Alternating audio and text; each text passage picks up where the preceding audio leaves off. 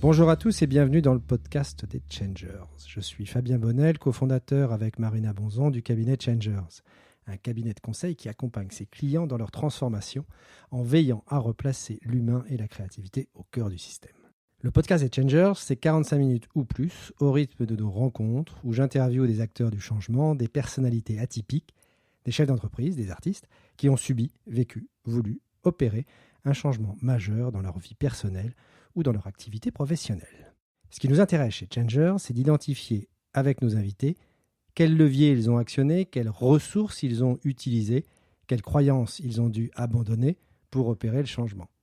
Et puis surtout, nous leur demandons comment ils sont parvenus à engager leurs équipes et leur entourage dans ce processus afin de rebondir et changer leur vie.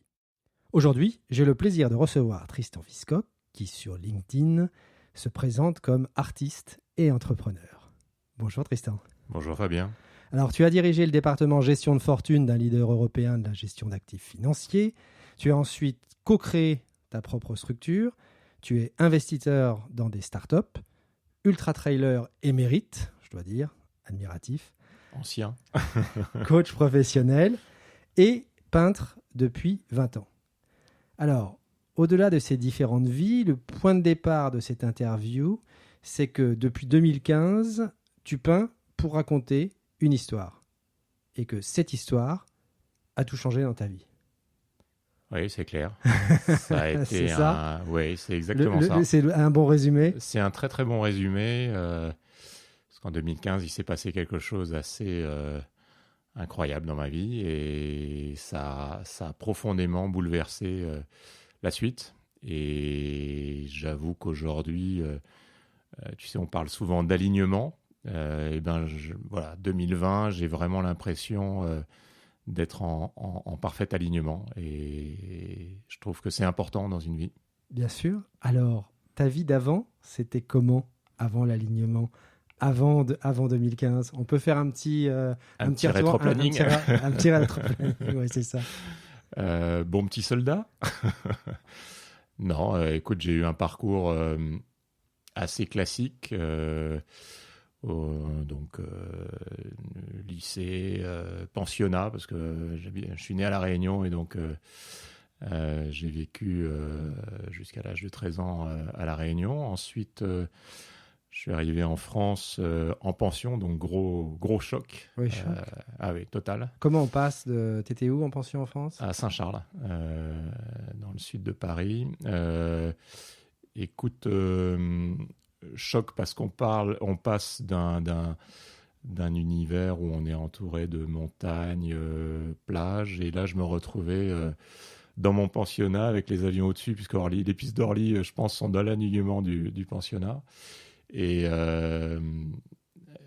des moments compliqués au départ, durs, mais après une bande de copains comme rarement on arrive à se créer dans la vie.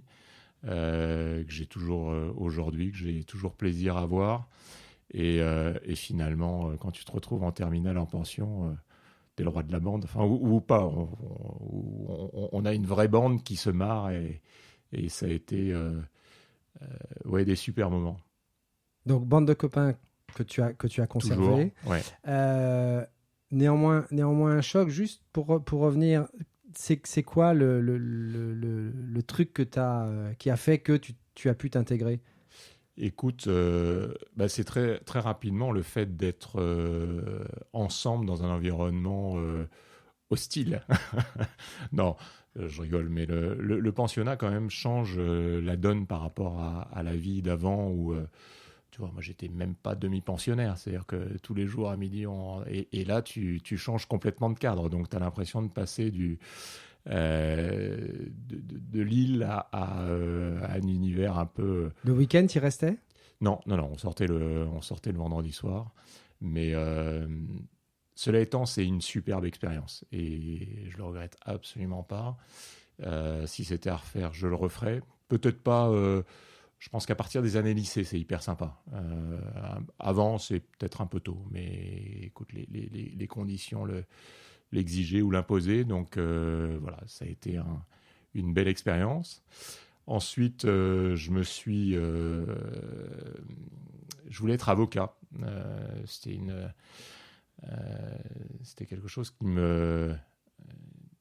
qui m'attirait vraiment, c'est-à-dire défendre l'opprimé. Enfin, c'était assez marrant. J'avais une conception du métier d'avocat assez humaniste, avec un apport pour les autres. Et en fait, j'ai fait mon droit donc au Panthéon à Assas jusqu'en maîtrise. Et en fait, pendant les études, j'ai bossé 3 ans en stage. Et en fait, je me suis aperçu que c'était pas du tout fait pour moi. Le cadre, la rigueur. Je pense que mon côté artiste était sous-jacent, mais je ne le savais absolument pas. C'est le droit de manière générale qui n'était pas fait pour toi, que tu sentais pas fait pour toi. En fait, je trouvais que la matière était hyper intéressante. Ouais. J'ai appris énormément de choses. Ça m'a énormément servi par la suite, mais ça correspond pas à ma personnalité. C'est assez amusant. Et maintenant, quand j'en discute avec des copains qui étaient avec moi en fac, ou des amis qui sont devenus avocates, voilà, je n'ai aucun regret. Donc l'idée, c'est vraiment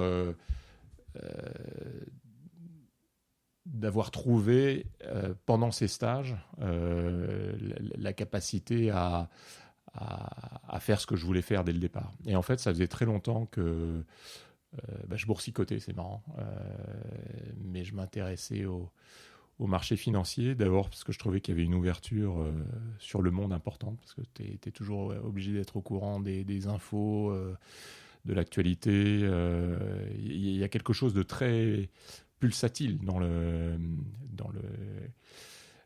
l'environnement boursier et des marchés financiers, et ça m'intéressait. Et donc après ma maîtrise de droit, donc j'avais fait affaires et fiscalité. Je voulais faire à l'époque, on parlait de DESS, donc ce qui correspond au master aujourd'hui. Mais donc j'ai fait un DESS lié à l'environnement de l'entreprise, donc de création et reprise d'entreprise. Et c'était pas évident parce qu'il y avait une passerelle à faire entre le droit justement et la finance qui n'était pas forcément parce qu'a priori tu n'étais pas forcément quanti comme on dit. Non, c'est clair, mais voilà, écoute, ça s'est très très bien passé. Le marché était pas évident parce qu'on sortait de la crise, tu sais, de 96, 97, enfin c'était 95, 96. Je me souviens que j'avais été pris au Crédit Lyonnais, embauché au Crédit Lyonnais, et c'était le moment où le Crédit Lyonnais, c'était compliqué, difficile. Et j'y suis resté 2 jours, alors que j'étais en CDI et compagnie. Et je me souviens de mon père me disant « Mais n'importe quoi, on n'abandonne pas un poste comme ça, tu viens d'être pris, t'es complètement fou, tu vas jamais retrouver de boulot, regarde la courbe du chômage et compagnie. » Enfin bon, voilà. Et moi, j'ai pas pu. Enfin, c'est marrant, mais tout de suite, je me suis dit que ça ne m'irait pas. Et j'ai pris mes CV sous le bras et je me souviens, il y avait le salon de l'investissement Porte-Maillot. Et j'ai distribué mes CV et je suis tombé sur je crois que ça devait être la secrétaire générale ou la collaboratrice d'Édouard Carmignac. Et on a vachement sympathisé sur le stand. Et elle m'a dit, écoute, je prends ton CV, on en a pas mal, mais je pense que tu auras peut-être des entretiens. Et ça devait être, je sortais de l'armée, parce que j'ai été un des derniers du contingent en 95. Ça devait être en septembre 96, octobre 96. Oui, octobre 96. Et ils m'ont pas pris. Donc j'ai passé des entretiens, tous les entretiens, ils m'ont pas pris, ils ont pris des gens plus seniors. Et en janvier, je me souviens très bien, j'étais sur les pistes, je reçois un appel, voilà, les 2 seniors qu'on a embauchés sont partis, et il faudrait que vous soyez là le 3 janvier si vous avez envie de rentrer chez Carmignac. Écoute, j'ai laissé mes paires de ski, je suis rentré, et ça s'est Édouard Carmignac est quelqu'un d'attachant. C'est quelqu'un qui est brillant dans le vrai sens du terme. C'est un gars qui est plus intelligent que la moyenne, enfin qui va plus vite que tout le monde. Et aux côtés d'une personne comme lui, on apprend très très vite. Et j'avoue que les 7 ans que j'ai passés, d'abord il m'a fait confiance. Ensuite, ça a été vraiment tu sais, quand on te met le pied à l'étrier, c'est vraiment ça. En plus, c'était un passionné d'art, donc ça collait parfaitement. Et ce qui est assez impressionnant, c'est que tout ce qu'il touche, il le réussit. Il prend une équipe de polo, il l'a fait devenir championne du monde. Je me souviens qu'il a acheté des Basquiat, des Warhol, des Richter au plus bas, en ayant un vrai sens. En plus, comme il avait été dans l'underground américain, new-yorkais, pardon. Voilà, c'est un touche-à-tout, mais ce qu'il touche, il le fait bien. Et j'avoue que les 7 ans que j'ai passés à ses côtés, ça a été une très très belle école. Il m'a fait confiance également parce que au bout de 2 ans, je lui avais proposé de monter le département de gestion de fortune parce que je sentais qu'il y avait vraiment quelque chose. Moi, je me souviens quand je suis rentré, on gérait à l'époque, c'était encore en francs, on gérait 500 millions de francs. Aujourd'hui, il est monté à 60 milliards d'euros gérés. Donc c'est une boîte qui a été... c'est une réussite totale au niveau européen. On n'imagine pas ce que ça peut être, mais c'est une des plus belles sociétés de gestion indépendantes européennes.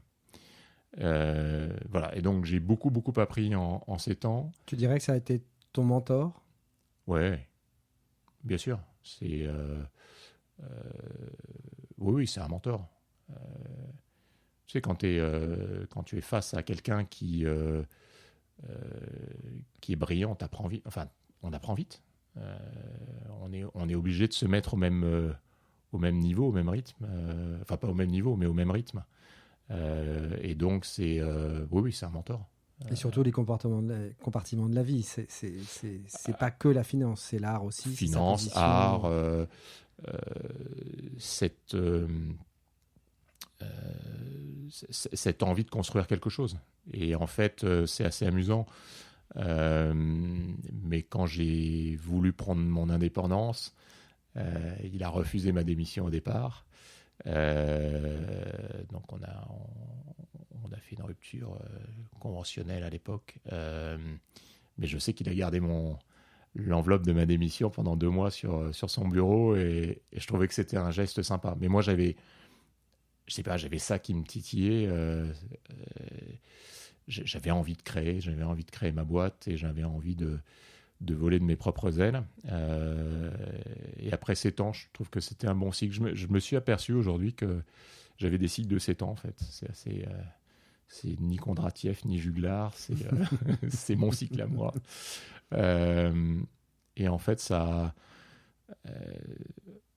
il fallait que je m'en aille. Enfin, il fallait que je tourne une page. J'avoue que ça a été très compliqué. Qu'est-ce qui a été compliqué ? De me détacher de cette société. J'ai eu... et de quitter finalement un mentor, oui.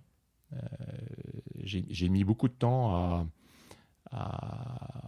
j'aime pas le terme faire le deuil, parce qu'on fait jamais le deuil, c'est une évolution. Donc, mais oui, j'ai eu du mal à quitter l'apport de la boîte.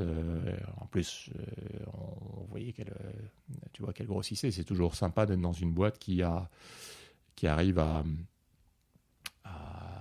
prospérer, à être... voilà, mais il y avait quelque chose... moi, j'avais besoin de créer ma boîte, j'avais besoin d'être... finalement, je me rends compte que je suis quelqu'un de très indépendant, même si j'aime être entouré de beaucoup de monde. C'est important pour moi d'être aux manettes, en fait. J'ai besoin de... Donc, ta période d'initiation est terminée, tu te retrouves tout seul dans ton petit bureau. Exactement. Sans client. Ou peut-être, si quand si, même. parce que dans la négo, j'avais un certain nombre de clients qui me suivaient, que je connaissais. En fait, je m'aperçois, tu vois, beaucoup de clients sont devenus des amis et ils m'ont suivi. Et ça a été d'abord de leur côté une marque de confiance pour un gamin finalement, parce que j'avais 30 ans, 31. Et c'était, ça a été sympa de me suivre. Et je garde encore, bien que j'ai vendu ma société aujourd'hui, je garde encore de très très bons contacts avec ces clients qui sont devenus finalement des amis. D'accord. J'ai même une voisine, je viens de déménager, j'ai une voisine au deuxième qui est une de mes plus vieilles clientes, ce qui est amusant. Et on a toujours plaisir à se voir, ce qui est sympa. Un bel hasard. Et à ce moment-là, tu as commencé à peindre? Alors, j'avais commencé à peindre.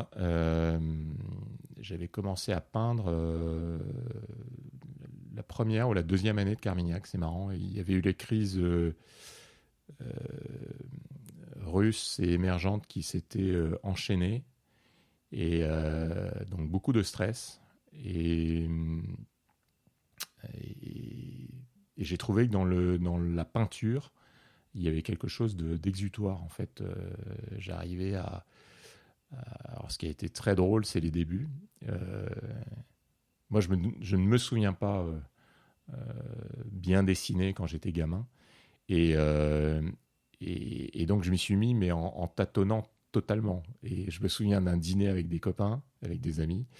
Et une amie notamment me disant non, mais tu vas t'arrêter. Et son mari... non, c'était pas son mari d'ailleurs, à l'époque, c'était son petit copain. On est parti dans un fou rire, mais comme rarement. Et je me suis dit, ouais, je devrais peut-être arrêter. Donc toi, on va dire que c'était de la détente. C'était de la détente. D'accord. Mais comme je n'avais jamais appris, j'avais jamais pris de cours, j'avais jamais... voilà, il fallait bien commencer quelque part. Et comme au fond, tu es un garçon sérieux, t'as bossé ton sujet. Exactement. En fait, j'adore finalement prendre quelque chose que je ne connais pas et y aller par erreur, en fait. Tu sais, la sérendipité. La fameuse sérendipité. Exactement. J'adore l'image de Christophe Colomb qui veut découvrir les Indes et qui se retrouve aux États-Unis. Ça me plaît. Et je trouve que dans n'importe quoi, dans n'importe quel domaine,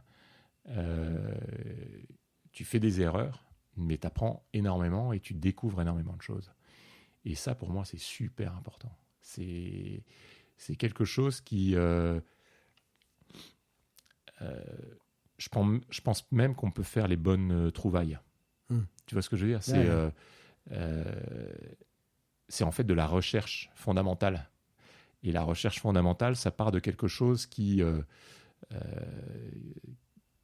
voilà, quelque chose qui est d'un peu de l'alchimie, en fait. Ouais. Tu mélanges des choses, tu mélanges des techniques. C'est totalement aléatoire. C'est totalement aléatoire. Et finalement, l'aléatoire, parfois, ça arrive à des choses... Après, il faut tenir sur la durée. Il faut se remettre sur l'ouvrage, être tout le temps... Et ça, j'avoue que ça a été... Et là, tu avais des objectifs ? Tu t'étais fixé des objectifs ? Pour la peinture ? Oui. Aucun, d'accord. Aucun. L'idée, c'était vraiment de me... Donc, c'était léger ? Ah oui, c'était léger. L'idée, c'était vraiment... Tu peignais pour toi ? Je peignais pour moi. En 99, en décembre 99, un des plus beaux jours de ma vie, il y a mon fils Thomas qui est né. Et je me souviens lui avoir fait des dessins pour sa chambre, tu vois, enfin des peintures pour sa chambre. Notamment, on avait une vieille Fiat 500 rouge. Je lui avais fait une énorme Fiat 500, la vieille Fiat 500, comme dans le Grand Bleu. Et voilà, j'aimais en fait le regard de mon fils regardant mes peintures ou mes dessins. Et tout ce que ça m'a apporté finalement de moments où tu te vides la tête, en fait, quand tu peins. T'es dans un monde un peu différent. Donc tu peins, ta société se développe ? Alors j'ai peint chez Carmignac quand j'étais chez Carmignac. Ensuite, j'ai vraiment continué, c'est-à-dire que et je développe également en parallèle ma société. Et même chose, au bout de au bout de 5 ans, on s'est associés. Je me suis associé avec Alban Rouvière, qui est une personne maintenant qui partage ma vie. Et ça a été un vrai coup de foudre professionnel. On était tous les deux seuls dans nos structures et on a voulu partager nos moyens et mettre ensemble notre clientèle. Et on a réussi à créer quelque chose de bien pour les clients, avec un service client assez fort, avec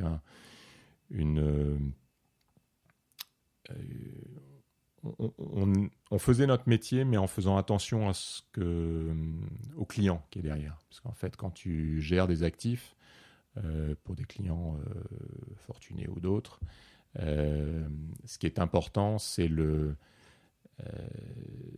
finalement l'humain qui est derrière, parce qu'il y a plein de problématiques. Et en fait, ce qui est assez amusant, c'est quand tu rencontres les clients, ils s'ouvrent à toi comme finalement au médecin, sur les problèmes familiaux, patrimoniaux, financiers, fiscaux. T'abordes toutes les problématiques. Il y a une intimité, de facto qui est hyper importante. Voilà. Ouais. Et tu crées une relation attitude-personnée qui est forte. Et je pense que tous les deux, on avait ça. D'accord. On avait cette envie-là. Et voilà. Et en 2011, et c'est là où, je dirais, tout bascule. Après une séance de dentiste, j'ai eu un acouphène virulent. Alors, juste un acouphène pour ceux qui ne seraient pas familiers. C'est une sirène hurlante dans l'oreille. Mais quand je dis sirène hurlante, on n'imagine pas ce que ça peut être. Ouais, c'est-à-dire que tu as l'impression d'être transpercé par une épée toute la journée. Tu peux plus te concentrer. Tu te demandes vraiment comment tu vas vivre. Et je sais que j'ai vu un ORL assez rapidement qui m'a dit que je risquais d'avoir ça à vie. Et j'avoue que là, mon monde a basculé. Parce que tu sais, on peut se demander... au départ, on se dit, mais combien de temps ça va durer ? Ça va peut-être durer 1 semaine, 2 semaines, 3 semaines. Et les jours passent, le bruit est là, et tu te demandes vraiment comment tu vas continuer. Ouais. C'est-à-dire que t'es... En plus, c'est quelque chose qui est totalement invisible. Ah, c'est ça fait partie des maladies invisibles, donc les autres ne voient pas. Personne ne voit, personne ne comprend. N'imagine. J'en ai parlé avec d'autres personnes qui ont eu ça à des niveaux, parce que tu as des niveaux plus ou moins faibles ou forts ou aigus. Moi, j'avais le problème, c'est que c'était un truc très aigu, très très fort.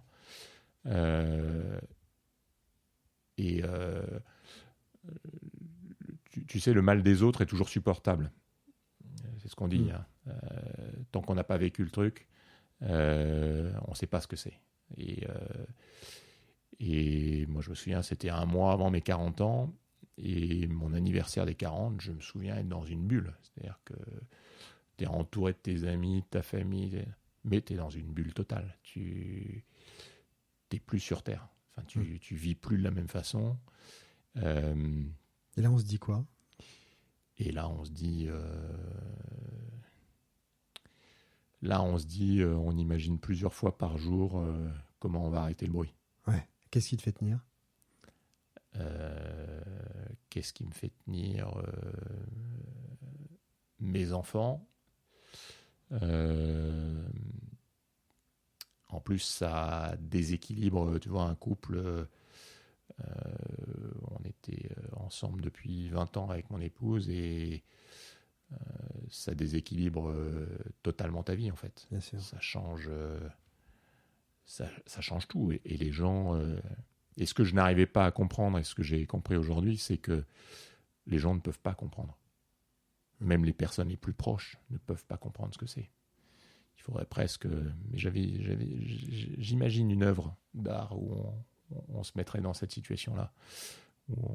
Mais il suffirait de se mettre une journée avec le bruit dans un casque et la voir. Je pense que les gens pourraient comprendre. Mais voilà. Après, il y a toute la partie psychologique de se dire c'est ça à vie. C'est comment tu... Je pense que j'ai un gros mental. Tu me posais la question. Je pense que c'est ce qui m'a fait tenir. Mais quand tu dis que tu as un gros mental, ça veut dire qu'à un moment donné, tu te dis quand même que ça va se régler? Non. Non. Tu te dis, je vais tenir comme ça? Non, parce que tous les médecins que j'ai pu voir après m'ont dit que ça risquait d'être à vie.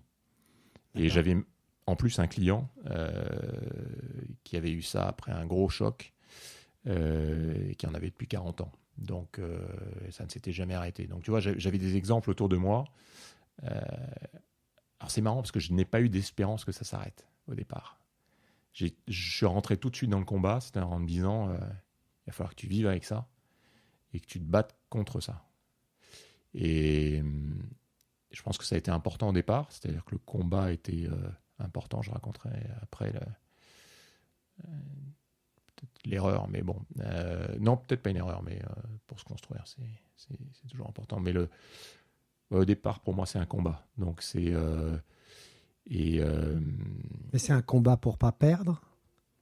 Parce que c'est presque un combat qui sera jamais gagné. Non, mais c'est un combat pour pas arrêter, surtout. D'accord. Pour tenir. C'est surtout un combat pour tenir. C'est-à-dire que... je crois que dans les stats, à ce niveau d'intensité, il y a un tiers des gens qui mettent fin à leur jour. Donc... j'avais pas envie de faire subir ça pour mes proches, pour mes enfants et ouais, je tiens pour les gens qui m'aiment et que j'aime. Et la ressource, tu la trouves où? Alors au départ, ça a été très compliqué, c'est-à-dire qu'il y a eu 6 mois, donc 2011, tu vois, il y a eu 6 mois. 6 mois, 1 an, très, très, très, très, très, très dur, où là, je me demande comment je vais pouvoir continuer à bosser. C'est-à-dire, t'arrives plus à te concentrer. Donc, ouais, quand tu fais un métier où tu as besoin de concentration, c'est compliqué. Et en fait, c'est en courant. Je me mets à... Tu courais avant? Non, je courais, mais je faisais toujours mon tour du bois de Boulogne, gentiment. Et je me mets à courir et je sens que ça me fait un bien fou. C'est assez dingue, mais après un certain nombre de kilomètres ou de minutes passées à courir, je sens que mon bruit s'évanouit. S'évanouit, c'est-à-dire il n'y a plus ou il y a moins? Alors, je ne sais pas s'il y a plus ou il y a moins, ou si c'est de la dérivation, ou si c'est de la... Enfin, en tout cas, je l'entends plus. Et quand je m'arrête, il revient. D'accord. Donc, waouh! Ah oui, c'est Forrest Gump, là. Oui, c'est Run Forrest. Ouais. Et là, tu te dis que tu as peut-être trouvé ta solution. D'accord. Que tu as peut-être trouvé quelque chose qui va pouvoir... ouais, c'est exactement ça, c'est Run Forest. Tu te dis, mais maintenant, je vais passer ma vie à courir. Et à courir, on avait pris la décision de vendre. La société. Avec Alban. De vendre la société. Parce que arrivé, même chose, à la fin d'un cycle, avec ce truc, moi, je ne me voyais pas continuer... avec je l'appelais mon Horla. Avec mon Horla, j'avais du mal à continuer à me dire que j'allais pouvoir donner un service de qualité aux clients et ça, il fallait que je coupe. Et ça a été difficile parce que tu ouvres finalement, tu ouvres quelque chose où plus de boulot. Alors, tu as la chance de pouvoir vendre une boîte, mais c'est pas la même chose en France quand tu vois, quand tu te retrouves. Alors, j'ai eu la chance de récupérer un peu d'argent. La plus grosse erreur, enfin pas la plus grosse erreur, mais j'ai beaucoup réinvesti dans des sociétés non cotées parce que je faisais ça depuis très longtemps, parce que j'adore aider de jeunes chefs d'entreprise, de jeunes dirigeants qui montent leur boîte, qui ont des idées. Ça, c'est quelque chose qui me nourrit aussi, tu vois. Et donc, j'ai pas mal investi dans ces boîtes en revendant TVK Finance. Le problème, c'est qu'on ne peut pas en vivre. Sinon, on le saurait. Et oui, il y en a une sur 10 qui marche. Mais écoute, des aventures géniales. Donc, private equity d'un côté. La peinture, toujours. Mais toujours pour évacuer. Enfin, toujours pour chercher. Et là, la peinture, tu as un atelier? Non, je peins toujours chez moi. Tu peins toujours chez toi? Je peins toujours chez moi. Je me réserve des plages horaires. Et ça s'intensifie avec l'acouphène, la peinture? Oui. Parce que même chose, c'est des moments où je suis un peu hors du temps. Mais le bruit est toujours là. Et il est toujours omniprésent, il est toujours très compliqué à gérer. Tu vois, 2011-2013. Et en fait, en courant, comme avec la peinture, j'ai un moment de grâce. En fait, j'ai un moment où je sors un peu de cette... je parle de calvaire, parce que c'est vraiment un enfer. Mais encore une fois, personne ne peut imaginer. Et a posteriori, aujourd'hui, je comprends que ni mon ex-épouse, ni mon entourage n'ait pu comprendre ce que c'est.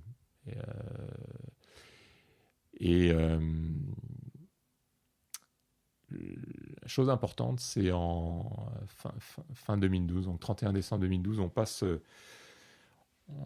le jour de l'an avec un très bon copain, je le nomme, je le cite, Dominique Blechner, qui est un gars un peu hors norme aussi, aventurier, qui bosse aussi dans la finance et que j'apprécie énormément. Et je lui lance un défi en lui disant, écoute, je cours et ça me fait du bien, moi j'aimerais bien aller tester mon cerveau parce que tout le monde me dit que mon bruit vient du cerveau, que c'est un bruit émis par le cerveau. Et j'aimerais bien pousser un peu la machine un peu loin et faire la diagonale des fous à La Réunion. Étant originaire de La Réunion, j'avais vu tous ces coureurs traverser La Réunion du sud au nord. Alors, on précise juste, la diagonale des fous, c'est un ultra-trail. L'ultra-trail, c'est des distances qui sont monstrueuses pour l'homme normal. Ça fait combien c'est 170 km qu'on doit faire. La Réunion, c'est 65 heures. Mm-hmm. Et en fait, c'est pas tant la distance, c'est plutôt le dénivelé qui est difficile à gérer. On va dire ça comme ça. On monte 10 000 mètres. 65 heures, c'est pas dur non plus, d'accord, bien sûr. Non, en fait, vraiment, le plus dur, pour moi, c'est le dénivelé. C'est-à-dire que tu montes. Bien sûr, tu avais fait des marathons avant, tu t'étais préparé. Okay. Jamais. Donc tu passes, sérieusement, passes du Bois de Boulogne à La Réunion comme ça, alors, à la diagonale. Non, il faut que je rétablisse. J'ai fait un semi-marathon non entraîné en Bretagne avec mon copain Dominique. 21 km. Voilà, qui m'avait traîné là-dedans. On avait fait Morlaix, Roscoff, Morlaix, enfin c'est un semi, mais on l'avait fait totalement à l'arrache. Il m'avait dit, viens, j'ai 2 dossards, on y va. Et donc on y est allé. Et ça, j'avais dû le faire, je ne sais plus, en 2007 ou 2008. Mais voilà, c'est course classique. Et oui, le truc de la diagonale, c'était un vrai challenge. Tu vois, tu prends la décision de vendre ta boîte, tu changes ta vie et compagnie. Moi, j'avais vraiment besoin de me relancer un challenge fort et un challenge qui était utile puisqu'il me permettait d'oublier ce bruit. Et en fait, ça impliquait un entraînement.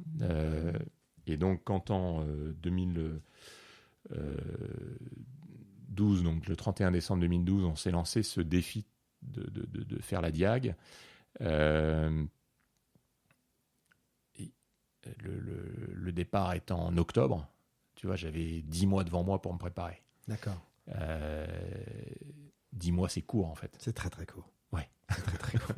Alors, surtout pour un coureur du dimanche. Comment j'ai fait? Écoute, j'ai pas pris de coach sportif, j'ai pas pris d'entraîneur. Je me suis simplement dit que j'y arriverais. mais parce que c'est pas quand tu dis c'est un challenge. Un challenge, c'est quand même quelque chose qui est un tout petit peu extrême, là. De se dire que tu passes de coureur du dimanche à 160, 180 km. Il y a pour le coup une montagne à gravir, mais cette montagne, elle te fait absolument pas peur. Non. D'accord. À aucun moment, je me suis dit que j'échouerais. C'est marrant. Hein. Et ton ami Dominique le fait avec toi? Et on s'inscrit, et je lui dis, écoute, surtout que c'est tout un beans parce qu'il faut avoir des points, il faut faire des contrôles médicaux et compagnie. Enfin,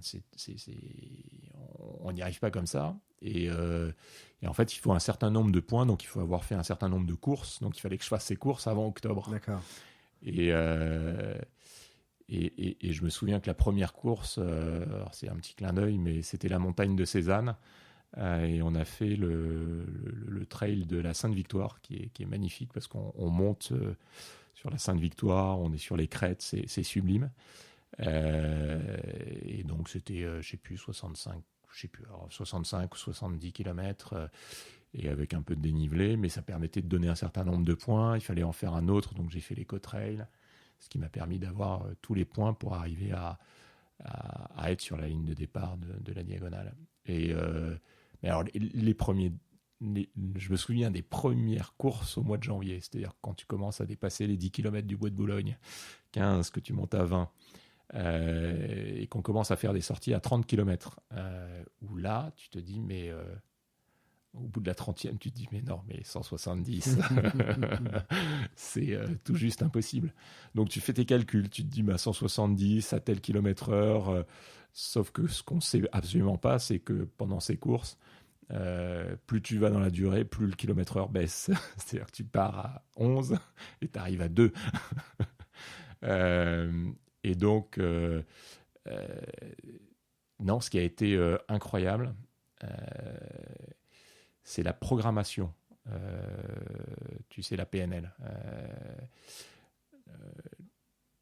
J'ai visualisé pendant toutes les courses que j'ai faites, toutes les sorties, j'ai visualisé l'arrivée. C'est-à-dire, j'avais la chance de le reconnaître puisque on avait une maison à La Réunion qui donnait sur le stade de la Redoute, qui est l'arrivée de la Diag. Je pense que ça m'a beaucoup aidé. J'avais l'impression d'être tu vois, je retournais sur ma terre natale, je retournais La Réunion. Je suis pas chauvin, mais c'est un lieu qui est absolument sur un territoire grand comme un caillou. Il y a tout. Enfin, Donc sans le savoir, tu t'es créé un ancrage très fort avec l'arrivée, le stade que tu connais. Qui est un ancrage qui était là. Et chaque fois que j'avais une foulée, je voyais l'arrivée. C'est-à-dire que je me voyais passer le portique avec mes enfants, mon frère, qui compte beaucoup pour moi, et avec les gens que j'aime, tu vois, qui étaient là à l'arrivée. Je sais pas, et avec une espèce de fierté, enfin, tu vois, d'y arriver, de leur dire, voilà, j'ai vendu ma boîte, mais je vais y arriver pour vous. Et je pense que la course, et finalement l'Ultra Trail, ça a été le premier pas dans la Koufène, c'est l'Everest en fait. Et t'as 8000 mètres à monter là, et t'es en bas du truc, tu sais pas comment y arriver, t'as pas 1 euro devant toi, t'as pas le bon équipement, t'as pas le bon guide. Il va falloir que tu trouves tout ça pour pouvoir et que tu fasses le premier pas pour y aller. Et en fait, je pense que la course, ça a été vraiment le premier pas pour arriver à avancer, en fait, tout simplement. Est-ce que ce que tu dis, c'est pas finalement, même un ultra trail, c'est pas aussi dur que la Koufen. Ultra trail. Ouais. Mais c'est simple. C'est ça. Ouais. C'est beaucoup plus simple. C'est ça. Ouais. Oui, donc cette notion de challenge, elle est très relative pour toi. Tu peux dire c'est juste un challenge. Oui, c'est juste un challenge. D'accord. Il fallait passer la barrière pour arriver à faire quelque chose de qui me. D'abord, je marche énormément par motivation. Donc, pour moi, c'était une super motivation de me dire que j'allais y arriver. Donc, t'es vraiment, parce que dans la motivation, il y a la motivation extrinsèque, celle qui dépend des autres, mais là, pour toi, on est vraiment dans la motivation intrinsèque. Je pense tu vas la chercher au fond, là. C'est ça pourrait faire l'objet d'un podcast entier sur comment on va chercher ça. Ouais. Mais tu sais, c'est le bon bout de trip là, que tu vas chercher en te disant je vais y arriver. Même chose, aventure humaine totale, puisqu'on l'a fait avec ce copain d'homme. Donc il le fait aussi, donc ça y est, il s'est inscrit, mais en plus de ça, il l'a fait avec toi. Ah, bien sûr. On s'entraîne ensemble, on fait nos sorties 30-35 km. Je crois que le max qu'on ait fait, c'est 32 km un week-end. Ouais. Avant justement la Sainte-Victoire. Ouais. Ça porte bien son nom d'ailleurs, en y réfléchissant. Donc ce premier trail qu'on fait en avril ou mai, je ne sais plus, mais c'était magnifique. C'était le printemps. Un temps sublime, la Sainte-Victoire dans la brume le matin, je me souviens, c'est des sensations incroyables. Et j'adore, en fait. Moi, étant né à La Réunion, j'ai été... pour le compte, tu parlais d'ancrage tout à l'heure. Pour moi, l'ancrage, c'est la nature. C'est être dans le milieu, en montagne, dans la forêt, sentir ces odeurs, tu sais, il y a un côté très tellurique. En plus, la Réunion, c'est une île volcanique, donc ça bouge, ça crache, ça pète. Il y a quelque chose de très fort là-dedans, et moi, j'adore ça.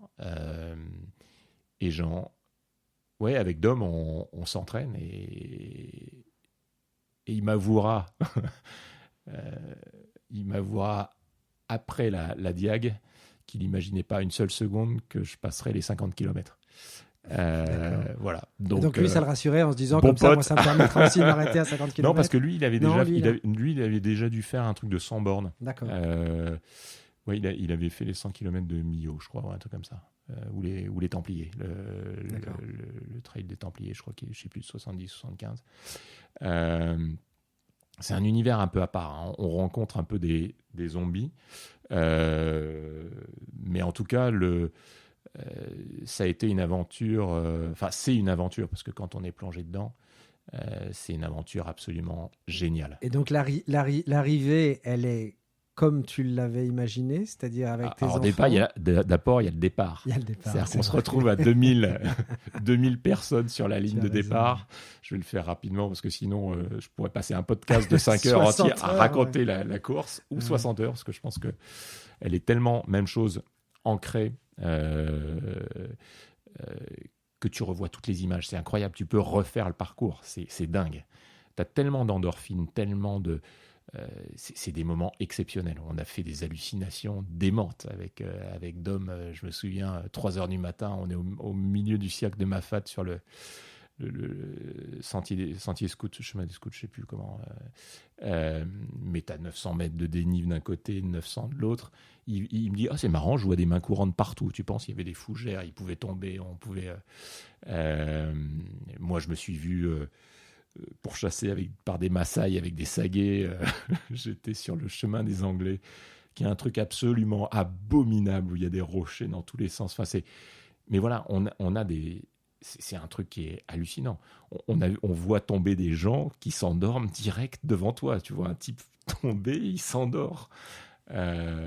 Et donc, on s'est soutenu comme ça, parce que avant tout, et c'est vraiment ce sur quoi ce qui est le plus important, c'est avant tout une aventure humaine. C'est ce qu'on dit du trail, et de l'ultra-trail, surtout en disant il n'y a pas de compétition, il y a un esprit incroyable entre les Exactement. coureurs. Ouais. Les gens, d'abord, tu vois des gars de La Réunion, là, des créoles, débouler à 3h du matin au milieu du cirque. Tu te demandes d'où ils sortent, ils viennent te taper sur et ils te disent « Allez mon gars, tu vas aller à la Redoute ».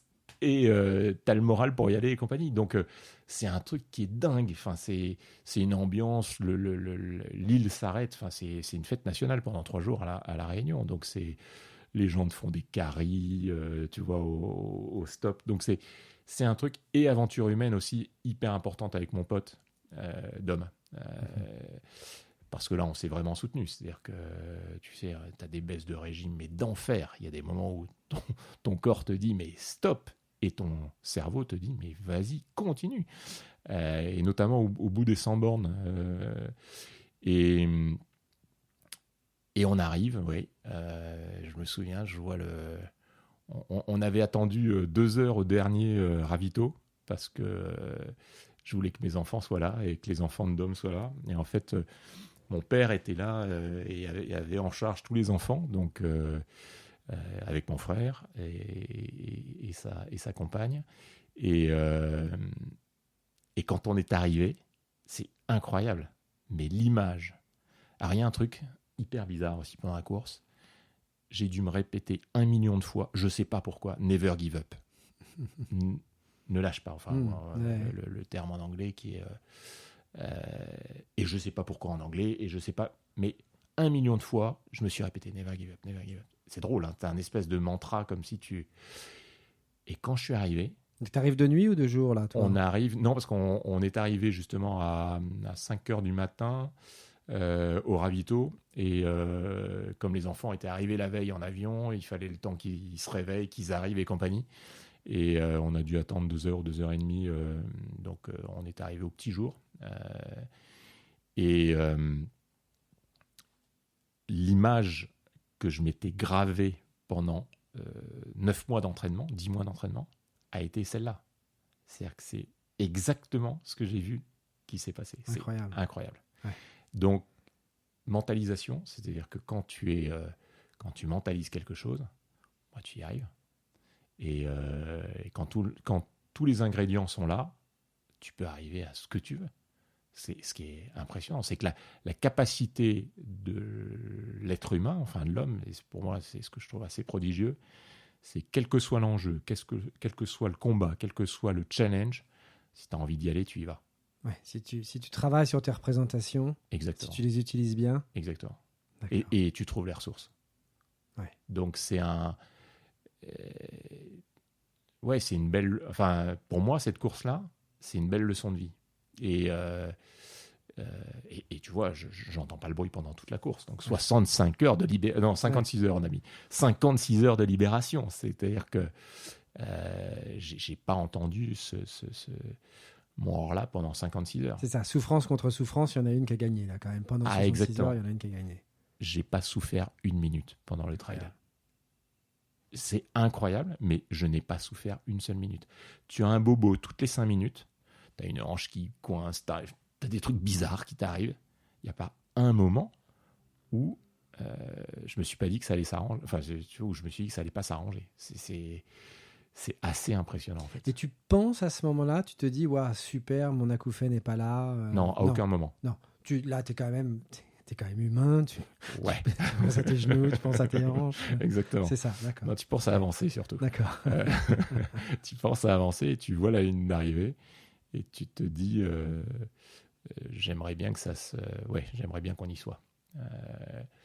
Il y a des moments où je pense que c'est un apport glycémique, tu perds énormément, donc il y a des moments où tu es en bad total, hein, t'es au fond du trou. D'ailleurs, il y a un gars qui fait un sketch sur l'ultra, le Dossard 511 ou 512 ou un truc comme ça, je sais plus.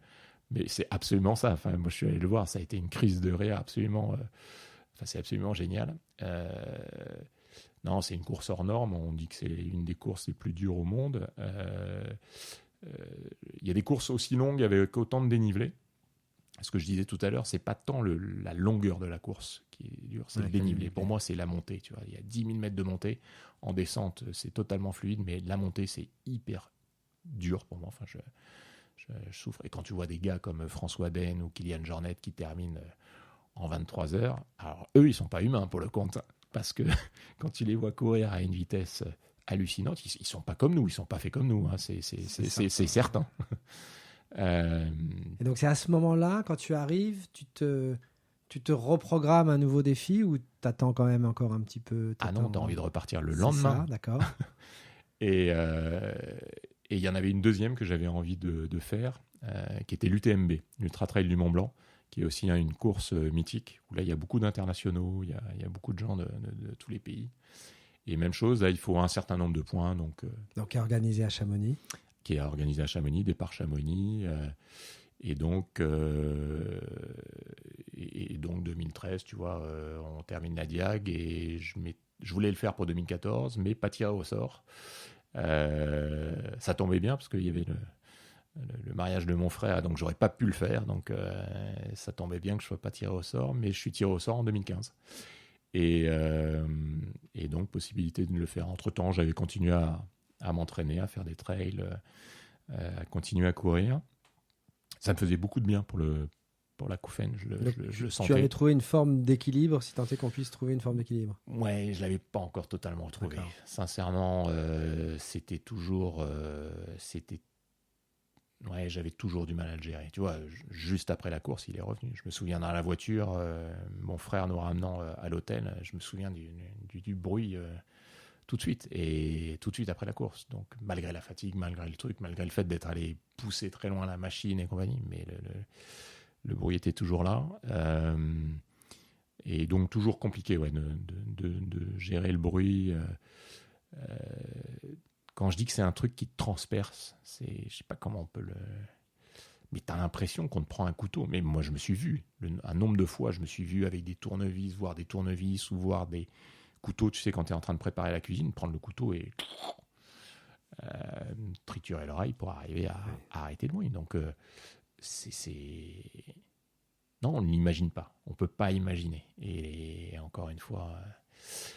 Enfin voilà, bref, donc je vis comme ça depuis 2011 et en 2015, donc la chance d'être sur la ligne de départ de Chamonix, mais là, pas avec mon pote Dom, je sais pas où il était, je sais plus, il devait faire la Transquadra en bateau, un truc comme ça. Et là, j'avais quelques copains qui étaient là, mais je pars seul en fait. Et assez bizarrement... Alors, faut juste rappeler ce que c'est que le départ... Chamonix. Le départ à Chamonix, qui est dingue. Incroyable. C'est absolument dingue. On est, je crois, 2500 coureurs de toute nationalité. On part devant la mairie de Chamonix. Devant la mairie et l'église de Chamonix sur une petite place. Et là, tu traverses Chamonix où il y a, je sais pas combien de... Ah oui, c'est absolument dingue. Le départ est dingue. Avec la musique de Vangelis. Exactement, tu connais par cœur. Je ne serais pas ultra trailer. Ouais, c'est un moment, mais comme à La Réunion. À La Réunion, tu as d'autres choses, mais c'est des moments... on ne peut plus faire ça avec le Covid. J'ai entendu dire que ça avait été annulé et qu'ils faisaient un trail virtuel, c'est pas mal. Mais... il faut imaginer 2500 gars et femmes entraînés et qui veulent en découdre. Parce qu'en fait, au départ d'une course comme ça, tu vas en découdre. C'est marrant. Hein. C'est un truc, il faut que tu ailles au combat. Comme je le disais tout à l'heure, il faut aller au combat. Et ouais, il y a une énergie qui est dingue. C'est vraiment... Et donc voilà, on part Chamonix. Alors ce qui est magnifique, c'est qu'on fait vraiment le circuit du Tour du Mont Blanc. Et donc tu passes par la France au départ, Italie, Courmayeur, qui est l'équivalent de Chamonix, mais de l'autre côté de la chaîne du Mont Blanc, qui a un gros stop au 80e kilomètre, à la moitié de la course. Ensuite, tu continues en Italie, Suisse, tu passes au-dessus de Martigny et tu reviens après à Chamonix en passant par les Aiguilles Rouges. Et là, tu as des panoramas d'enfer. Alors, chance exceptionnelle, même chose, parce qu'il y a eu il y a eu des ultras où ils ont eu de la neige, de la pluie. Nous, on a eu des éditions. Il y a eu des éditions dantesques qui ont même dû être arrêtées. Et on a une chance, il fait beau, il fait bon, et on n'a pas eu de gros froid. Et alors moi, jusqu'au 80e, mais j'ai cru que j'allais battre un record. C'est-à-dire que... Alors pour le Mont Blanc, c'est la même distance que la Réunion et le même dénivelé. Pour l'UTMB, ouais. Pour l'UTMB, ouais. Que la Diag. Donc 170, 165, 170 et 10 000 mètres de montée et de descente. En revanche, le temps imparti est beaucoup plus court, c'est 46 heures. Et jusqu'à Courmayeur, donc au gros ravito à 80 km, écoute, une forme mais olympique, un truc, mais je ne sais plus en combien de temps je suis passé, mais je pense que je pouvais boucler en 30-35 heures. Et j'avais vraiment une niaque d'enfer. Enfin, et en repartant de Courmayeur, hyper bizarre, plus rien, plus de jus. Il y a une grosse remontée là, et plus rien. Et je me dis, ça va être compliqué. Donc je cours plus, je marche rapidement. Et c'est toujours un peu chargé quand j'en parle parce que là je sais que je vais un peu dans le rouge. Je vois un toubib au 120e qui me dit vous n'avez pas l'air bien, vous, et les yeux un peu creusés. Mais tu sais, tu as ton truc là au fond des tripes qui te dit mais tu lâches pas et tu vas au bout. Enfin, Et là, ton mantra, c'est à nouveau Never Give Up ou... Ouais. Ouais. Pareil, bizarre. Ok, bah ça avait marché une fois. Hein. Ça avait marché une fois. C'est marrant parce que j'avais pas mentalisé l'arrivée à Cham. Ouais.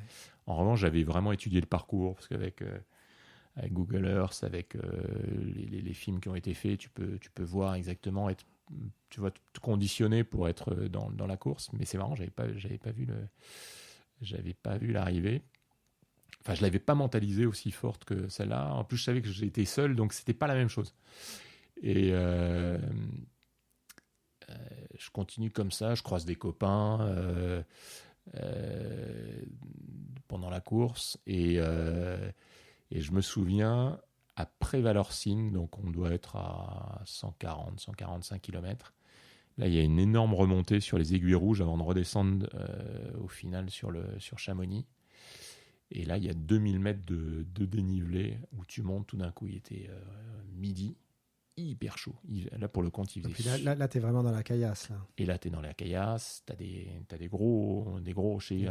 Enfin, c'est pas facile. Tu vois. On dit que la diag est très cassant, mais là, sur cette partie-là... Et je pompe l'eau que j'avais. Enfin, tu vois, on a 1,5 litre, 2 litres. Et là, je sens vraiment, vraiment, vraiment que je suis dans le rouge. Et j'arrive en haut. À un moment, je me pose et je m'assieds 2 secondes et je vois la mer de glace. Enfin, et là, je me dis, mon coco, t'es allé un peu trop loin. Bon, je savais en fait que j'avais que de la redescente après, donc ça allait être plutôt simple. Bien que la redescente, le dernier de la Réunion, quand on a fait la diag, 2 km de descente, le gars, il les a fait à l'envers, applaudi. Donc, tu vois, même la descente peut être quand même compliquée quand tu as les genoux un peu en vrac. C'est terrible pour les cuisses aussi. Et pour les cuisses, quand tu es tétanisé, tu n'avances plus. Et à un moment, je vois une espèce de rivière avec une bassine. Je me mets dans l'eau complètement, mais je me trempe, tu vois. J'enlève mon sac, je me mets complètement dans l'eau. Ça m'a fait un bien fou et je suis reparti. Et donc, je termine et pile dans la limite. Alors que j'avais énormément d'avance, j'arrive dans les 46 heures. Et là, je rentre à l'hôtel et je sens que ça... Je sais pas, j'ai un truc bizarre. Je me prends un bain, je m'endors dans mon bain pendant 2 heures, hyper soif. Et donc, je rentre à Paris. Le lendemain, je prends le train. Et là, dans le train, je me sentais pas bien non plus. Mal au bide, mal au crâne. Quand tu vas reprendre le train, tu vois, on suit on suit l'Arve pendant un certain temps. Et j'avais qu'une seule envie, c'est me plonger dans l'Arve. Donc, bizarre. Enfin, un truc... alors, je me dis, c'est un coup de chaud que j'avais pas eu du tout à La Réunion. Tu vois, à La Réunion, ça s'était passé le lendemain matin. J'étais debout, j'avais pas de courbature, rien. Ce qui est quand même... Enfin, tu te dis, le corps est quand même... arrive à se conditionner, à se mettre en marche pour arriver à... Et je rentre à Paris. Et en fait, là, pendant 4 jours, ça baisse au fur et à mesure. Et je vois mon médecin au bout de 4 jours. On fait des analyses. Il pense à une occlusion. Et en fait, je suis en urgence vitale. Mes reins sont arrêtés de fonctionner. Mon toubib m'appelle et me dit vous foncez à la Pitié-Salpêtrière en néphro. Il vous reste plus beaucoup de temps parce que votre corps souffre. En fait, les analyses étaient toutes cramoisies dans le rouge, compagnie. Et en fait, mes reins s'étaient arrêtés. C'est-à-dire que mes reins s'étaient arrêtés de fonctionner. Ils appellent ça une rhabdomyolyse. En fait, les muscles se détruisent et vont envoyer les paillettes des muscles dans les reins, bouchent les reins. Et je me retrouve donc à la Pitié, en urgence, la dialyse tout de suite. Parce qu'en fait, tu n'évacues plus rien, donc ton corps se gonfle d'eau. Et pendant une semaine, ça repart pas. Enfin, c'est chaud. C'est un épisode, je m'en veux a posteriori parce que j'ai fait souffrir. J'ai fait souffrir mes enfants. Enfin, tu vois, Alban a été hyper présente. Ça a vraiment été un ange gardien pendant toute la période avant l'hospitalisation. Et pendant, elle a été d'un réconfort impressionnant. Et pendant une semaine, équipe médicale exceptionnelle. Mais quand je dis exceptionnelle, on a la chance en France d'avoir des gens, dévouement total, d'une gentillesse hallucinante. J'ai beaucoup discuté parce que les dialyses, ça dure longtemps, ça dure 5 heures, donc tu as des infirmières qui te branchent et compagnie, et tu as le temps de discuter longtemps. Et ça a été des échanges hyper importants quand on voit aujourd'hui, tu vois, ce qui se passe avec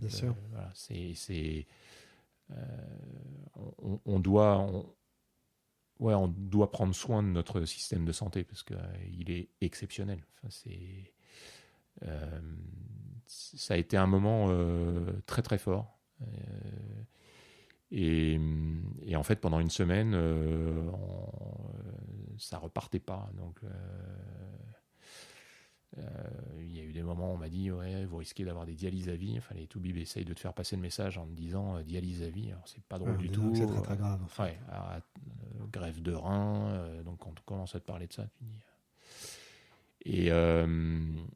Et au bout d'une semaine, il y a une nuit, ça je le raconte souvent, mais c'est important parce que c'est une bascule. Hein. Je m'endors en me disant, au même titre qu'on est capable, tu vois, je pense que le corps est capable d'aller au plus loin du loin, dans l'effort, dans la motivation et compagnie, autant à un moment on est capable de lâcher. Et je m'endors en me disant, ce serait bien si ça s'arrêtait. Ouais. Parce que l'acouphène, la dialyse, j'avais vendu ma boîte, et ouais, j'aurais bien débranché le truc. Enfin, ça aurait été une bonne excuse. Ça aurait pu être une bonne excuse. Ouais. Et je m'endors en écoutant Coldplay, l'album Ghost Stories, il y a une aile d'ange sur un fond bleu. Tiens, c'est marrant, je pense au bleu là. 3h du matin, je me réveille et là je suis au-dessus de moi. Donc je fais ce qu'on appelle une expérience de mort imminente.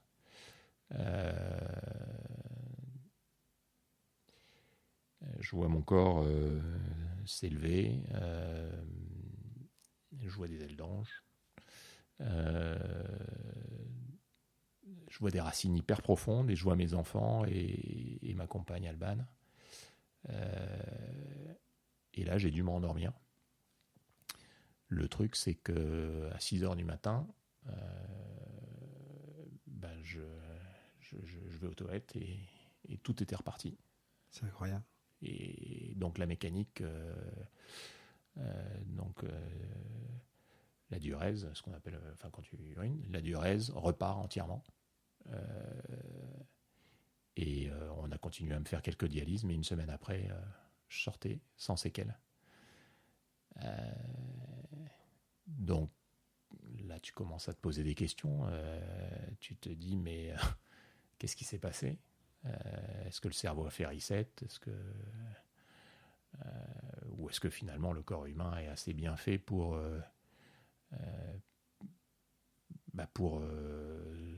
s'auto... ce que je crois énormément, c'est-à-dire s'auto-soigner. Et je pars à l'île de Ré pour me reposer. Ça, je l'avais déjà raconté dans une expo. Mais je pars à l'île de Ré avec un carnet de croquis. Et c'est marrant, j'avais un besoin d'évacuer ce qui s'était passé pendant ces 15 jours à l'hosto depuis la course. Et en fait, il faut imaginer, tu sors d'un ultra trail, donc déjà tu as pompé dans tes réserves. Tu as fait 15 jours d'hosto, donc tu n'as plus de muscle, tu n'as plus rien. Donc il fallait que j'aille me refaire un peu de gras et un peu de muscle.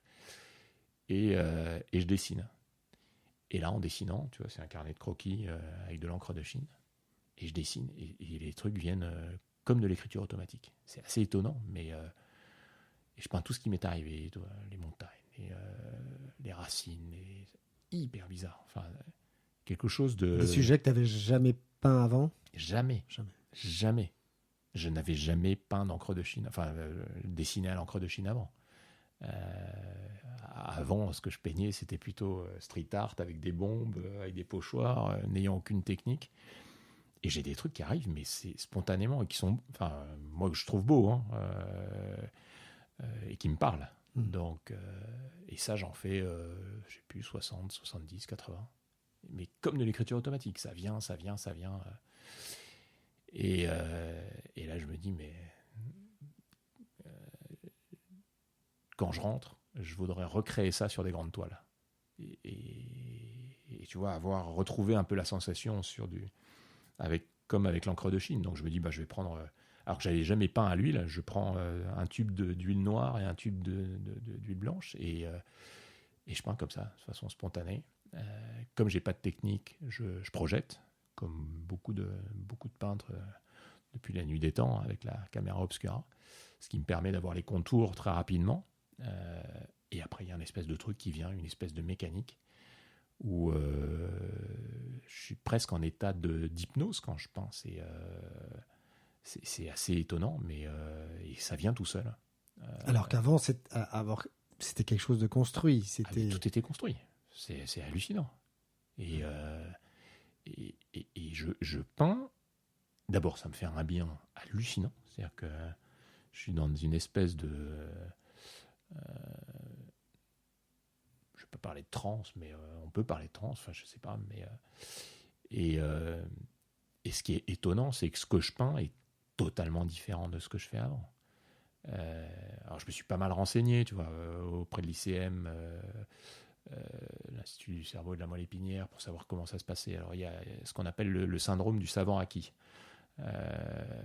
Après un choc, un arrêt cardiaque, un AVC, après un choc opératoire, tu peux... tu vois, il y a l'exemple d'un gars qui est tombé dans une piscine à moitié vide, commotion cérébrale, il se réveille, mélomane, alors qu'il n'avait pas joué de... Donc ça s'appelle le syndrome du savant acquis, et où on ouvre des espèces de synapses qui font qu'au niveau neuronal, ça développe un truc. Alors moi, je crois énormément à la capillarité héréditaire. J'avais un grand-père qui était prix-de-Rome de peinture, donc il avait acquis une technique que moi, je n'ai jamais eue. Tu vois, et je pense qu'il y a des choses qui se passent. Je ne veux pas imaginer que ça puisse en être autrement. Il y a quelque chose que tu n'arrives pas à mesurer, en fait. Tu y avais pensé avant à ce grand-père ?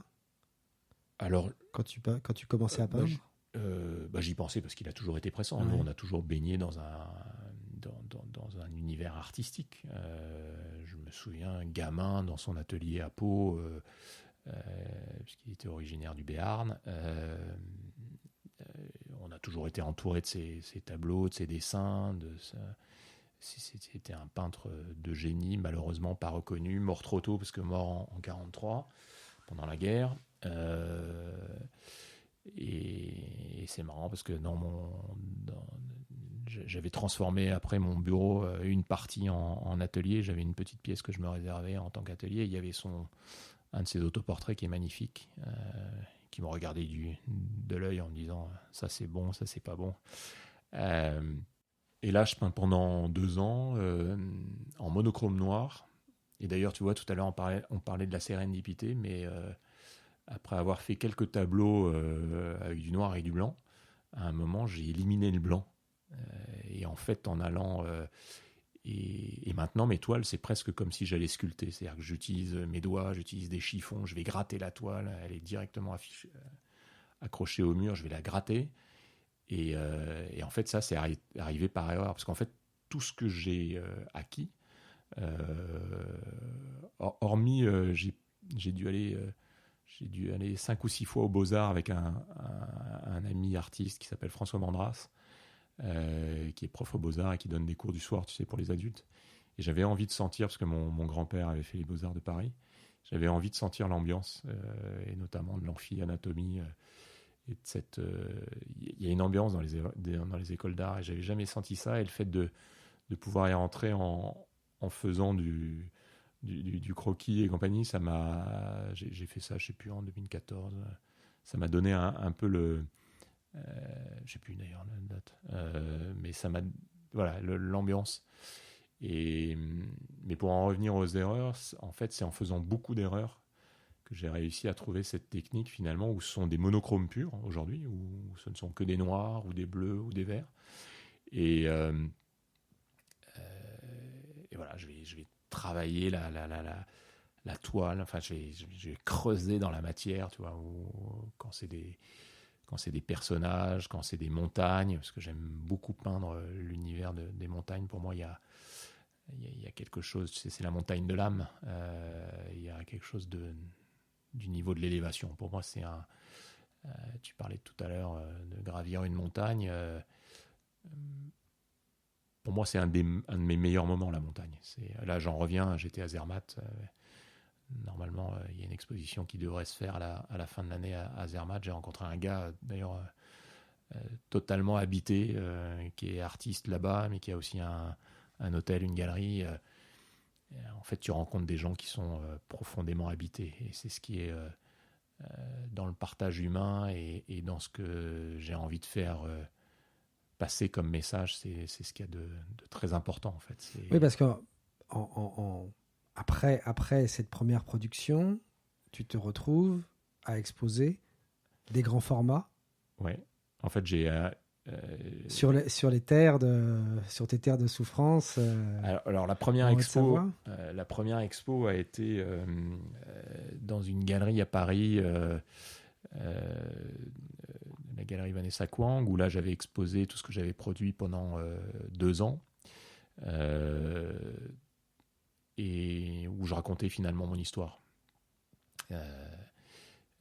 L'expo s'appelait Souviens-toi. Donc souviens-toi que tu as été enfant, souviens-toi que tu es passé à côté de la mort, souviens-toi, tu sais, c'est un peu le memento mori.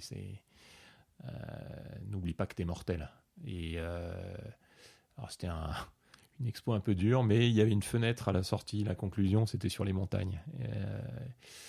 Et finalement, ça a appelé l'autre expo que j'ai pu faire, où là, les directrices d'Art Élysée ont présenté mon dossier. J'ai été sélectionné pour être l'artiste officiel de la foire en 2017. Et là, j'avais un sujet devant moi, donc il fallait que je trouve un sujet. Et j'avais envie de peindre ma course, finalement, qui m'avait mené près de la ligne rouge.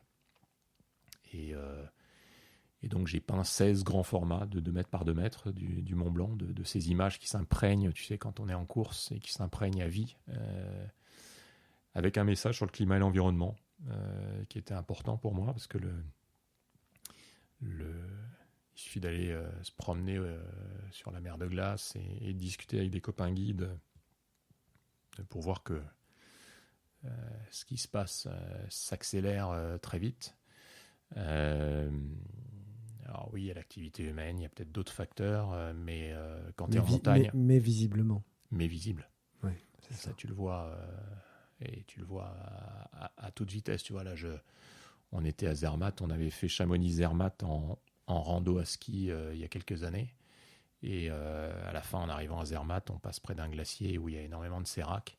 Alors, je ne sais pas si c'est le fait d'y avoir été en été, alors qu'on était arrivé en avril, mais j'ai l'impression, à vue d'œil, en 5-6 ans, que les séracs avaient, que le glacier avait vraiment reculé. D'ailleurs, je vais en Islande l'année dernière avec mes enfants, et même chose, on était au pied d'un glacier. Et là où on était sur de la glace, on est aujourd'hui sur du sol ferme. Ouais. Donc c'est une vraie réalité. Donc là, tu as tes grands formats. Donc j'ai mes grands formats que j'expose à réaliser. Et ensuite, ça s'enchaîne pas mal. J'ai une grosse expo à Chamonix sur la place de l'Aiguille du Midi. Donc là, j'ai fait tirer sur photo les tableaux. Pendant à réaliser, j'ai beaucoup de... ça a hyper bien marché. Tu vois, moi, j'arrive dans un monde assez étonnant, parce que c'est le monde des artistes, c'est totalement... Enfin, le monde de l'art est totalement de celui que je connaissais avant. Et tu te dis, mais est-ce que tu vas pouvoir finalement vivre de ta peinture ? Et d'ailleurs, tout le monde te pose la question, mais t'as envie ? Ça, c'est la première question qu'on te pose, c'est t'as envie ?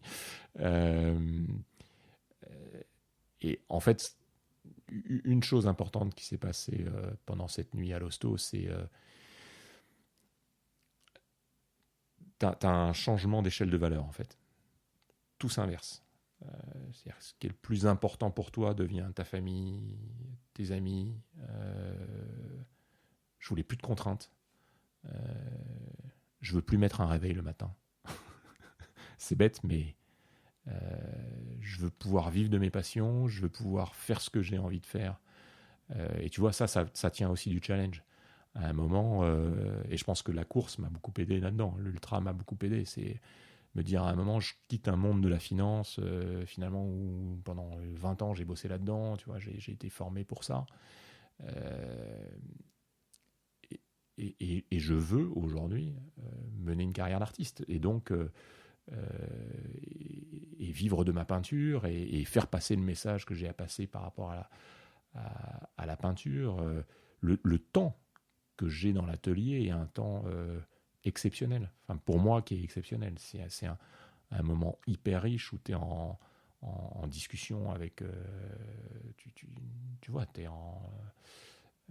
C'est très introspectif. Ouais, c'est hyper introspectif, c'est d'une profondeur extrême. C'est marrant parce que je retrouve les sensations en peignant que celles des ultras. Cette espèce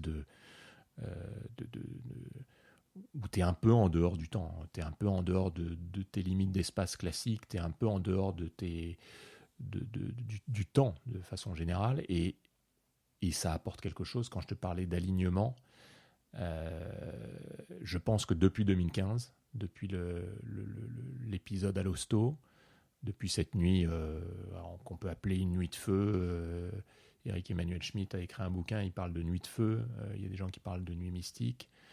Il s'est passé quelque chose. Enfin, je le sens au plus profond de moi. Et ce que je considérais comme être de la résilience dans le combat dont on parlait tout à l'heure, avec le challenge, le combat, arrivée et compagnie, en fait, ce dont je m'aperçois, c'est que c'est finalement pas du combat, c'est en fait de l'acceptation, la résilience. Et que pour arriver à être parfaitement aligné, ouais, il faut accepter. Et donc aujourd'hui, mon bruit, c'est un copain. Il est toujours aussi intense ? Il est toujours aussi intense, il est toujours là, je vis avec lui, mais j'en ai fait un ami, c'est-à-dire que j'arrive, je me dis finalement qu'il m'a mené là, peut-être un peu au bout. Tu vois, je suis en train d'écrire un bouquin sur toute cette période-là, et ce que ça m'a apporté, et le message qu'on peut faire passer, c'est-à-dire que même en ayant, et je pense qu'il y a beaucoup de gens qui souffrent de maladies non visibles, et qui vivent l'enfer en fait, et qu'on peut s'en sortir, et qu'on a la capacité, l'homme a la capacité à s'en sortir en fait. C'est assez étonnant, mais on a une force, et on a quelque chose en soi qui est exceptionnel. Et aujourd'hui, j'ai une vie qui correspond à celle que je veux avoir, c'est-à-dire pouvoir être dans la nature, pouvoir faire ce que j'ai envie de faire, être consacré beaucoup de temps à mes enfants, à mon fils Thomas, à ma fille Diane, qui m'aide souvent. Tu vois, on est allé l'année dernière J'ai eu la chance de pouvoir exposer grâce à une fondation hollandaise et mécénée par Laurent Dumas, qui est le patron du groupe Emerige. J'ai eu la chance de pouvoir exposer à Venise et ma fille m'a accompagné, on a accroché ensemble. C'est vraiment mon fils est toujours présent. Enfin, c'est hyper important. Enfin, pour moi, j'ai toujours été très présent pour les enfants. J'ai jamais bossé après 19h, j'ai jamais bossé le week-end, mais je trouve que là, c'est encore plus fort. Et j'avais senti une peur quand j'ai vendu la boîte, tu vois, et quand ils me voyaient avec mon acouphène, en plus après le problème de l'UTMB, je voyais une crainte chez eux, parce que finalement, des parents, c'est là pour accompagner, c'est là pour porter, c'est là pour les faire s'envoler. Et quand ils voient, je pense, une fragilité chez un parent, je pense que c'est dur pour eux. Enfin, ça doit être dur. Et aujourd'hui, je vois dans leurs yeux finalement que ils sont rassurés. Ils sont rassurés, ouais. Et ils sont heureux. Enfin, et ça, c'est important. Donc, on partage beaucoup de choses. Et oui, c'est des moments importants. Donc, l'alignement, il arrive à ce moment-là. Et c'est étonnant parce que, tu vois, par rapport au message qu'on faisait passer, et ça rejoint Changers, mais je fais pas mal de confs maintenant dans des sociétés ou pendant les expos. Et le message, c'est tout est possible, en fait. Je pense que d'abord, on est dans un monde qui va beaucoup changer. Il y avait l'intelligence artificielle, il y a le Covid maintenant. Je pense qu'on va être obligé d'être dans un monde de plus en plus mouvant. Enfin, on va être baigné dans un monde de plus en plus mouvant, et donc on va être obligé de s'adapter. Et finalement, l'adaptation, c'est avoir plein de fer au feu. On parle souvent des soft skills, mais c'est vraiment important, c'est-à-dire s'ouvrir à énormément de matières, de choses qui te fassent vibrer. Je pense que la grande capacité de l'homme, c'est de pouvoir vibrer. Et je pense que la vibration, finalement, quand on parle d'alignement, tu sais, c'est finalement quelque chose qui vibre et qui à un moment se met dans le... voilà. Et je pense qu'aujourd'hui, tout ça m'a mené sur un chemin qui me va parfaitement. Mais on va rester sur cette belle parole. Vraiment, je te remercie pour ce témoignage qui est très émouvant, très inspirant. Et comme tu le disais, c'est vrai que on peut parfois pas prendre en compte le fait que on a en nous les ressources. Enfin, t'en es la preuve. Les ressources. Il y a beaucoup de monde qui en sont la preuve.